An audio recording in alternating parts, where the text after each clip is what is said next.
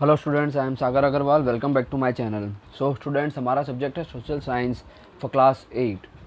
जैसा कि आप सभी जानते हैं स्टूडेंट्स, हमने हमारा चैप्टर नंबर 5 नेचुरल डिजास्टर का जो रिवीजन है वो हमने स्टार्ट किया था।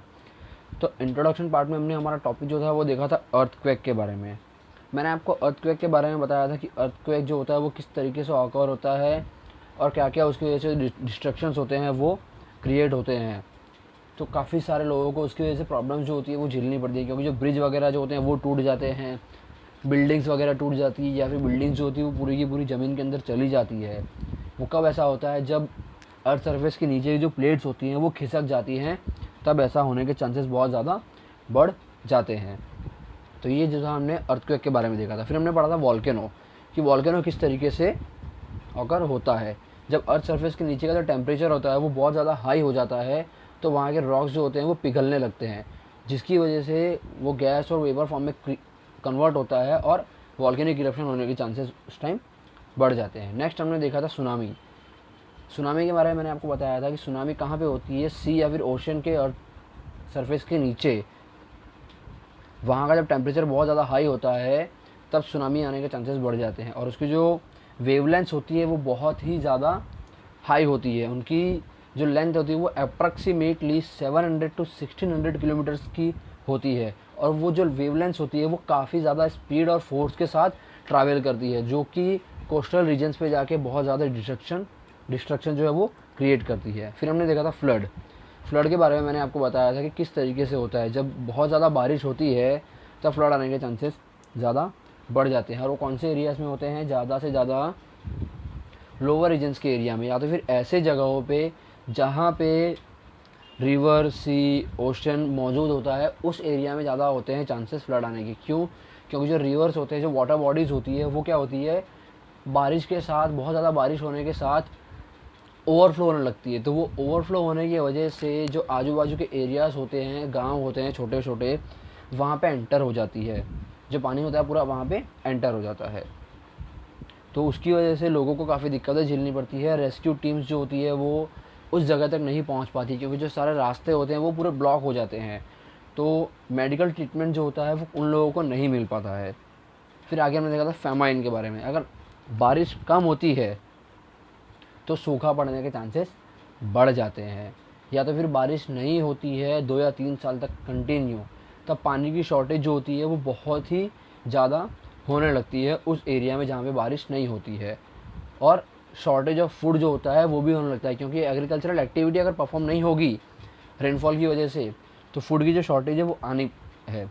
फिर आगे हमने देखा था शॉर्टेज ऑफ वाटर। बारिश नहीं होगी तो depression of water table, means water table में जो कमी है वो आनी स्टार्ट हो जाएगी, डिक्रीज होना, पानी वहाँ पे स्टार्ट हो जाएगा। डेथ रेशियो जो है वो बढ़ने लगेगा, और क्रॉप फेलियर्स जो है वो होने लगेगा, क्योंकि जब बारिश है वो अच्छे से नहीं हो पाएगी तो क्रॉप्स में जो पानी जाना चाहिए एग्रीकल्चरल फील्ड पे वहाँ पहुँच नहीं पाएगा, तो क्रॉप जो होता है वो भी बर्बाद होने शुरू हो जाएंगे। उसके बाद हमने देखा था हमारा नेक्स्ट टॉपिक साइक्लोन। साइक्लोन के बारे में मैंने आपको बताया था कि साइक्लोन किस तरीके से होता है और क्या होता है। साइक्लोन का मीनिंग आपको मैंने समझाया था। मीन्स जो एयर होती है वो बहुत ज़्यादा स्पीड से ब्लो करती है, तो उसे हम क्या कहते हैं? साइक्लोन। जैसे कि 120 या 130 किलोमीटर पर आवर की स्पीड से अगर एयर ब्लो हो रही है तो साइक्लोन का रूप ले लेती है। देन आगे हमने पढ़ा था फॉरेस्ट फायर, जो हमारा टॉपिक चल रहा था वो। फॉरेस्ट फायर के बारे में मैंने आपको समझाया था कि क्या होता है फॉरेस्ट फायर और किस तरीके से होता है। देन आगे हमने देखे थे उसके कॉजेज़, कौन से? Environmental and human related. तो एनवायरमेंटल और ह्यूमन रिलेटेड के बारे में मैंने आपको बताया था। एनवायरमेंटल जो होते हैं वो बियॉन्ड कंट्रोल होते हैं, वो हमारे कंट्रोल में नहीं होते हैं। ह्यूमन रिलेटेड जो होते हैं वो कंट्रोलेबल होते हैं, जो हम कंट्रोल कर सकते हैं। तो स्टूडेंट्स, अब तक जो हमने टॉपिक थे वो देखे थे, जो आपको मैंने अभी उन सब का ओवरव्यू दिया। अब हम हमारा जो अभी का टॉपिक है वो इस वीडियो में कवर करेंगे, वो अब हम देखते हैं। Types of forest fire. There are 2 types of forest fire. The first one is surface fire and the second one is ground fire. Surface fire. A forest may be burned primarily as a surface fire, spreading along the ground as a surface litter on the forest floor and is engulfed by the spreading flames. Means forest fire में surface fire जो होती है वो एक type of forest fire है। तो जैसा कि आप सभी जानते हैं स्टूडेंट्स, कि जो सरफेस फायर होती है वो ज़मीन में जो होती है वो फैलती हुई चली जाती है।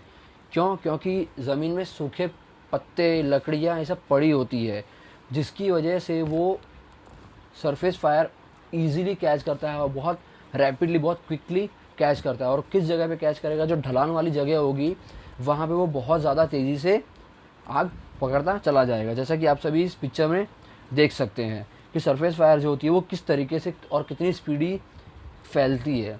तो ये है हमारा सरफेस फायर। नेक्स्ट है हमारा crown fire. The other type of forest fire is crown fire, in which the crown of trees and shrubs burn, often sustained by surface fire.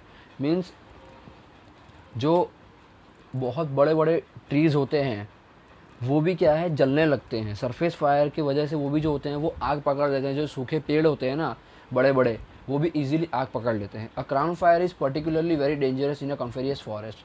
वो बहुत ज़्यादा ही डेंजरस होता है। On hill slopes, if the fire starts down hill, it spread up fast as heated air adjacent to a slope tends to flow up the slope, spreading flames along with it. Means जैसा कि मैंने आपको बताया, जो ढलान वाली जगह होती है वहाँ पे आग जो होती है वो काफ़ी ज़्यादा तेज़ी से फैलने लगती है, क्योंकि जो स्लोप होता है, स्लोप पे जो आग होती है वो काफ़ी ज़्यादा स्पीड से फैलेगी क्योंकि नीचे की तरफ जा रही है। तो आग जो होती है वो वहाँ पे जो भी सूखे पेड़ पौधे, सूखे पत्ते, सूखी टहनियाँ पड़ी होगी उसमें ईजीली आग पकड़ लेता है। If the fire starts uphill there is less likelihood of it spreading downwards. Means अगर ऊपर की तरफ आग जो जा रही है, ऊपर की तरफ से अगर आग फैल रही है तो वहाँ पे कम चांसेस होते हैं ज़्यादा नुकसान होने की, क्योंकि वो ऊपर की तरफ अगर जाएगी तो ज़्यादा ऊपर तक नहीं जा पाएगी, क्योंकि जो होता है वो हमारा जो अपहिल होता है वो बहुत ज़्यादा ऊंचा होता है, जिसकी वजह से आग पूरी तरीके से नहीं फैल पाती है और जो नुकसान होने के चांसेस जो होते हैं वो बहुत कम होते हैं। जैसा कि आप सभी इस पिक्चर में देख सकते हैं जो क्राउन फायर होता है वो किस तरीके से होता है, जो पेड़ पौधे होते हैं उन्हें भी जला देता है। नेक्स्ट है हमारा effects of forest fire. Loss of valuable timber resources. Means जो बहुत सारे लकड़ियाँ जो होती है जो हमारे यूज़ में आती है उनका भी नुकसान होता है। Degradation of catchment areas. Means वहाँ के जो एरियाज़ होते हैं उनका भी नुकसान होना स्टार्ट हो जाता है। Loss of biodiversity and extinction of plants and animals. Means वहाँ के जो प्लांट्स एंड एनिमल्स होते हैं उनका भी नुकसान होना शुरू हो जाता है, क्योंकि जो बहुत सारे जंगली जानवर होते हैं वो भी उसमें जल जाते हैं, जो या फिर जो नीडी प्लांट्स होते हैं जिनकी आयुर्वेदिक मेडिसिन बन सकती है वो भी ख़त्म हो जाते हैं। Loss of wild life and depletion of wild life. जैसा कि मैंने आपको बताया, जंगली जानवर जो होते हैं वो बहुत ही ज़्यादा वहाँ पे कई बार आग लगने की वजह से काफ़ी ज़्यादा नुकसान होता है।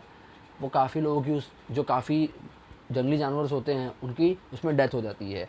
Loss of natural regeneration, reduction in forest cover and global warming. Means global warming में भी जो है वो इफ़ेक्ट पड़ता है फॉरेस्ट फायर होने की वजह से, क्योंकि जो एटमॉस्फेयर है वो चेंज होने लगता है। तो स्टूडेंट्स, ये था हमारा आज का topic, forest fire and it's two types and effects of forest fire. तो इस वीडियो को देखिए और समझने की कोशिश कीजिए। Thank you students.